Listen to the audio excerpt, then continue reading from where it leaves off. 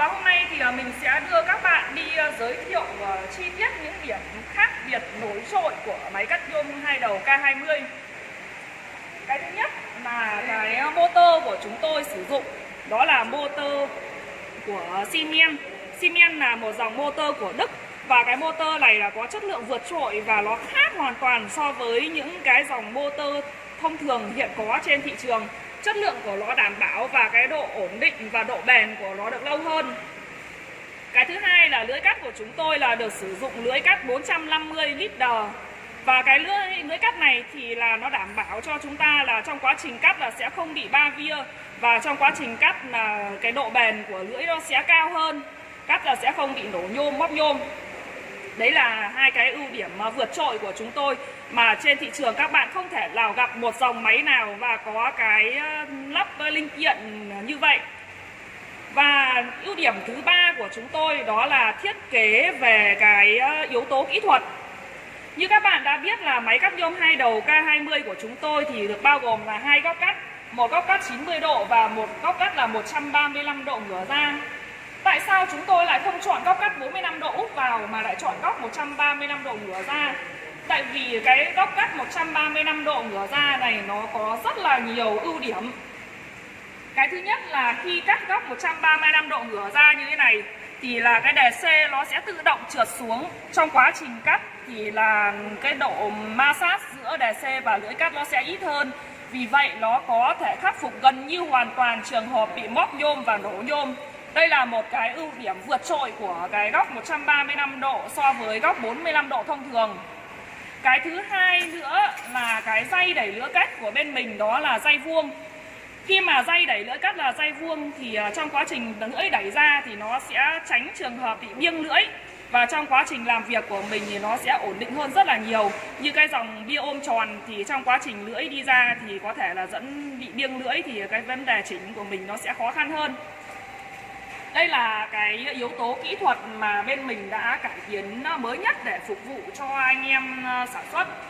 Và nhưng góc 135 độ này thì nó lại có một cái nhược điểm, đó là cái kích thước cắt thực tế nó sẽ dài hơn kích thước mà cây cửa cần cắt.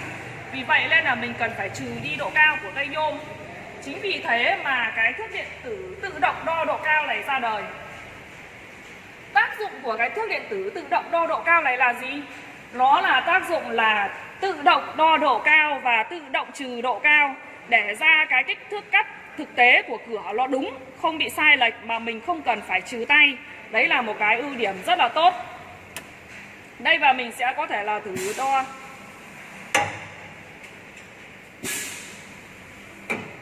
Đấy, đây là cái thước điện tử nó tự động đo độ cao, và trong quá trình làm việc thì nó sẽ đo độ cao cho mình để ra cái kích thước mà rồi là trừ đi độ cao để ra cái thành phẩm mà nó là chính xác nhất. Và ở đây thước điện tử thì mình vừa đo độ dài và vừa đo độ cao luôn. Vì vậy trong quá trình làm việc thì của mình sẽ không cần phải tính toán gì, mình chỉ lựa chọn cái kích thước cần làm và nhập dữ liệu vào, và sau đó là mình tự động cắt thôi. Nó rất là đơn giản. Và ở đây thì các bạn cũng có thể là nhìn ở cái bảng điều khiển của chúng tôi. Bảng điều khiển của chúng tôi thì nó đều là dùng các nút ấn của Siemens. Cái nút ấn này là nó đều khác biệt so với thị trường, chất lượng của Đức rất là tốt. Ở đây thì mỗi một đầu máy chúng tôi có hai góc cắt là 45 và 90 độ. Đấy, 45 và 90 độ. Và ở đây thì là cái chế độ cắt của mình là sẽ có cắt một đầu trái, một đầu phải, hoặc là cắt hai đầu. Và cái điểm cải tiến mới nhất của chúng tôi là cái gì? Đó là nó có thêm một cái bộ đếm số lần cắt. Có nghĩa là trong quá trình cắt mà bạn cần cắt một lô 10 thanh thì mình sẽ cắt đúng 10 thanh, nó sẽ hiện ở đây 10 thanh. Sau đó khi mình cắt xong lô đấy mình sẽ ấn nút reset để về không, và mình sẽ lại cắt một lô tiếp theo. Không cần phải nhớ bằng mồm, không cần đọc bằng mồm, và không cần phải nhớ. Trong quá trình là máy nó sẽ tự động là nó hiện cho mình, hoạt động rất là đơn giản. Điểm cải tiến thứ hai nữa là máy cắt nhôm hai đầu K20 này nó sẽ là hoạt động bằng cái PLC điều chỉnh hành trình. Ở trên màn hình này các bạn cũng có thể nhìn là nó sẽ có hai chế độ. Một là chế độ cắt độc lập và hai là chế độ cắt tự động. Ở chế độ cắt độc lập này thì là mình sẽ là phải tự kẹp piston và sẽ tự đưa ra cắt. Còn ở cái chế độ cắt tự động thì là mình sẽ không cần phải kẹp piston, mà mình chỉ cần khởi động motor và ấn nút cắt là nó sẽ đi hết hành trình cho mình và nó về. Khi mà cắt độc lập thì bạn có thể đi nửa hành trình, thấy hết hành trình rồi là hết nhôm rồi, mình có thể tự cho về. Nó tiết kiệm được thời gian. Còn trước khi làm bản nhôm to mà mình sẽ để tự động và mình sẽ có thể là có nhiều thời gian hơn để làm những cái việc khác. Đấy là những cái ưu điểm của máy cắt nhôm 2 đầu K20, vượt trội so với tất cả những dòng hàng phổ thông trên thị trường bây giờ. Và bây giờ thì mình sẽ làm thử cho các bạn xem để các bạn có thể hiểu được là cái chế độ độc lập và chế độ tự động là nó sẽ như nào. Ở đây thì mình sẽ chuyển về chế độ độc lập. Ở chế độ độc lập này thì các bạn sẽ phải tự kẹp piston. Đây là mình vừa mới lại kẹp piston này. Sau đó các bạn ấn khởi động motor. Tiếng motor khởi động rất là êm ái. Sau đó ấn cắt.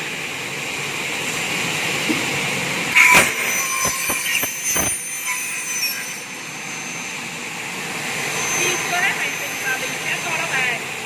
Đấy, khi mà cắt chưa hết hành trình là mình sẽ cho nó đi về để có thể tiết kiệm được thời gian. Từ motor. Còn đâu ở với cái chế độ mà độc lập tự động thì mình sẽ chuyển về cái chế độ này. Đấy. Mình sẽ kẹp nhôm, không cần phải kẹp nhôm nữa. Mình sẽ ấn khởi động motor. Ấn cắt. Nó sẽ tự động kẹp piston cho mình vào.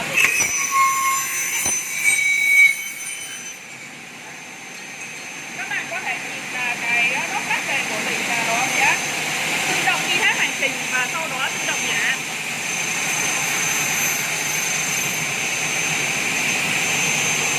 Nó khác hoàn toàn so với lại cái chế độ độc lập. Đây là có thể nhìn là nó đi hết hành trình là nó sẽ tự động đẩy ra. Bây giờ mình sẽ chuyển về chế độ độc lập để cho các bạn xem sự khác nhau. Mình sẽ dừng motor. Đây mình sẽ chuyển về chế độ cắt độc lập này. Bây giờ là mình sẽ phải tự kẹp piston. Đấy, tự kẹp piston. Sau đó ấn khởi động motor. Sau đó cắt.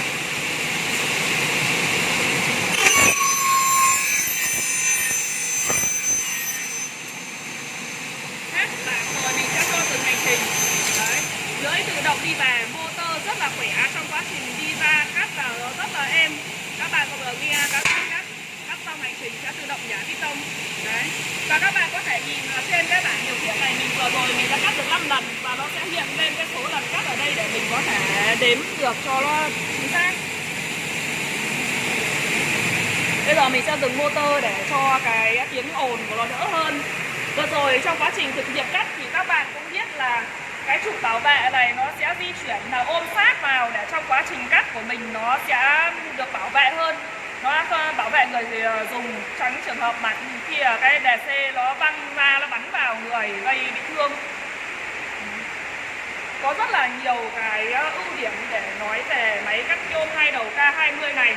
Ví dụ như là động cơ rồi là tất cả những cái linh kiện nhỏ để đây các bạn có thể nhìn. Đấy, tất cả các linh kiện của chúng tôi đều rất là dùng các loại tiên tiến. Các bạn cũng có thể là tham khảo cái tủ điện. Đây là máy cắt nhôm 2 đầu K20. Dùng điện thường thì mình sẽ dùng là cái dòng điện chin. Còn một cái phiên bản mới nữa là điện xi men thì là nó hiện đại hơn rất nhiều. Ở đây đều có PLC và có bộ chuyển đổi nguồn điện để khi ra thước điện tử thì nó sẽ là 24V, bảo vệ được cái linh kiện điện cho mình và trong quá trình sử dụng thì nó sẽ an toàn hơn cho người dùng. Đây, đằng sau của máy. Đằng sau của máy thì chúng tôi là đều có bộ hệ thống bơm dầu là thùng đựng dầu là trong suốt, có bộ lọc. Hệ thống bơm dầu thông minh khi mà cắt thì sẽ tự động phun dầu để bảo vệ lưỡi cắt. Hệ thống thoát phoi nhôm là trong quá trình cắt thì là cái phoi nhôm là sẽ theo cái đường này ra ngoài phần lớn để có thể là trong quá trình vệ sinh của mình nó sẽ tốt hơn. Đấy là những cái ưu điểm rất là vượt trội. Ngoài ra thì là cái bệ trước và bệ sau, cái đường dây xích của mình để bọc dây hơi đều là dây thép. Đấy, rất là chắc chắn, đẹp. Máy của mình thì chủ yếu là hoạt động ở trên thước điện tử. Thế nhưng mà bên mình vẫn có thiết kế đèn này, kính núp này, và thước cũng bọc nhôm này, để trong quá trình mà không may thước điện tử các bạn mà không biết dùng chẳng hạn, mà kỹ thuật của mình chưa đến ngay, thì là có thể là dùng tạm cái thước cơ này được. Còn đâu hoạt động là chủ yếu là trên thước điện tử. Độ chính xác là 100%, và trong quá trình làm việc thì mình rất là an tâm, các thành phẩm là luôn luôn chính xác. Những cái linh kiện nhỏ này thì nó không phản ánh được cái chất lượng của máy. Nhưng mà các bạn cũng biết là với một cái dòng hàng đắt tiền thì là cái linh kiện kèm theo họ cũng yêu cầu rất là nghiêm ngặt. Ví dụ như là các bạn mua một cái áo mà đắt tiền thì đến ngay cả cái cúc và đến cái quy của nó là nó cũng phải dùng một cái đồ linh kiện tốt. Vì vậy nên là nhìn một cái linh kiện ở bên ngoài này mình có thể đánh giá được một phần nhỏ cái chất lượng của máy. Ngoài ra thì các bạn có thể nhìn là tất cả các bệ thép của mình này, nhìn là đây là rất là dày dặn, là chắc chắn được tôi luyện chống cong vênh. Vừa rồi thì mình đã giới thiệu tổng quan cái máy cắt nhôm 2 đầu K20 mới nhất thị trường năm 2019 để mọi người có thể xem xét và có thể được tự mình đánh giá là nó có những khác biệt gì so với những cái dòng hàng thông thường, để trong quá trình mua hàng của mình thì mình sẽ ra được những quyết định mua hàng thông minh hơn và sẽ lựa chọn được cho mình những cái dòng sản phẩm mà có thể là hữu ích cho mình và mình sẽ không bị hối hận. Và để biết thêm chi tiết thì các bạn có thể liên hệ với mình Bit Hoa 0965 787 366. Và các bạn cũng có thể đăng ký cái kênh YouTube Hoa Mạc và để có thể theo dõi được những cái video mới nhất của mình. Và nếu như thích video này thì các bạn cũng có thể cho mình một nút like để có thể động viên mình trong các việc làm việc tiếp theo. Hiện tại thì công ty mình thì đang có 3 chi nhánh ở trên 3 miền Tổ quốc. Đó là chi nhánh thứ nhất là chi nhánh chính là ở 936 Quang Trung, Hà Đông, Hà Nội. Chi nhánh thứ hai là ở Đà Nẵng, là ở khu công nghiệp Hòa Khánh, quận Liên Chiểu, thành phố Đà Nẵng. Và chi nhánh thứ ba đó là ở khu công nghiệp Quang Trung, phường Hiệp Thành, quận 12, thành phố Hồ Chí Minh. Nếu như các bạn ở gần cơ sở nào nhất thì hãy đến với cơ sở gần nhất để có thể tham quan và mua máy, và cũng có thể là lựa chọn cho mình được cái dòng sản phẩm ưng ý của công ty chúng tôi. Xin trân trọng cảm ơn ạ.